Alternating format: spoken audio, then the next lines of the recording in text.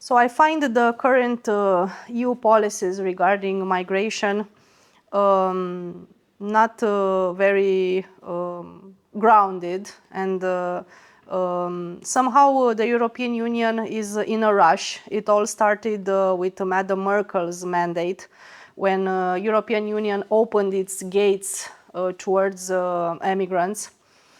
And now I will speak about the two different categories, the legal and the illegal migration. If we're referring to the illegal migration, it's increasing a lot, and unfortunately it brings a lot of criminality. There are countries who are struggling nowadays to fight this criminality, and unfortunately it's very, very hard.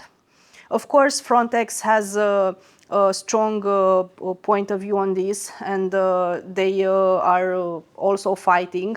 But as Madam Ursula von der Leyen said, they have to increase the budget for Frontex. They have to increase the number of people working for Frontex in order to have the capacity to fight against this illegal migration. Now, if we are referring to the legal migration, I see that the European Union has a point of view regarding this migration, that it helps Europe. In which way it helps Europe? It helps Europe when we are referring to the lack of workforce. Nowadays, Europe is struggling because we don't have enough workers to cover all the European needs. But this is happening also because of us, because of the Europeans. This is not happening because of, I don't know, other causes that have nothing to do with Europe. So, coming with a solution that brings outside people, and I'm referring to people outside the borders of European Union, inside in order to give them jobs, could be a solution, but unfortunately it denies the right to our own citizens to work, to educate, and to fill those job positions. Because in the end, although it might sound cynical, the life and the conditions for a good job that a European citizen should have should matter more than the same life and conditions of an outsider, of somebody coming from another country. And I don't mean it in a disrespectful way. Of course, we have to help people who are in trouble. Of course, we are already doing that. And my country, Romania, is one of the countries who involved the most in the Ukraine war. We are helping a lot Ukraine. But this doesn't mean that we have to forget about our own people's needs. And in terms of jobs, I believe that our people should have the biggest chance to fulfill those job positions, to get the education proper needed for those jobs, and then afterwards, of course, we can also help other people. So now I see that in terms of EU policies, EU decreases the period for migrants to get a job from 9 months to 6 months. This means that somebody coming from outside the borders of European Union, only after 6 months of staying here, has already the possibility to get hired and to work. I don't know if it's enough, the 6 months, since we're talking about a different culture, a different civilization, different habits. It's hard to, I don't know, to say that we absorbed somebody in our culture, in our way of living, in just 6 months. So I believe that somehow the European Union is rushing towards receiving so many people without having already the necessary means to fight the criminality that might rise and is already risen because of this migration. As you correctly said, Romania has a special situation among the European countries. First of all, we have a country outside our borders because we have a huge diaspora. We have around 6 million people who left Romania, who are now living inside European Union in other countries like Italy, Spain, Germany, even Croatia.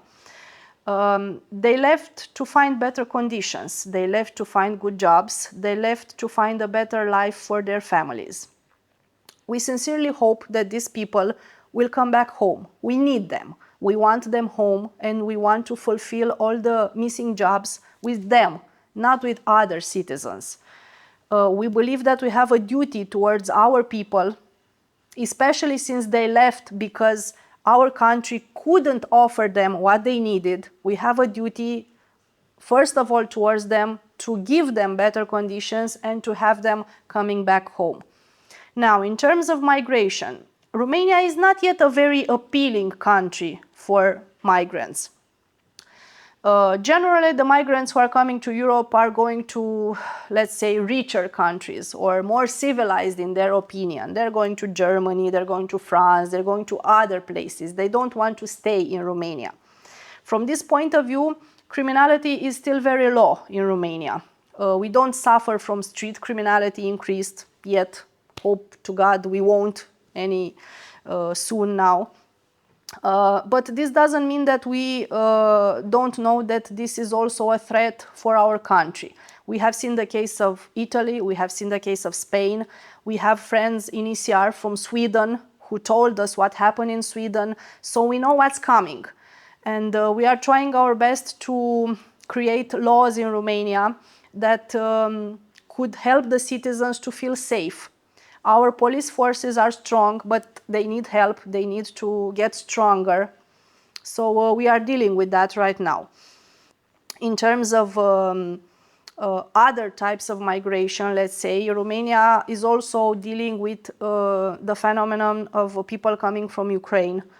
The years of war have provoked us to give a good solution in order to help the Ukrainians, to give them houses, to give them places in schools, to give them jobs for all the people who flew because of the war.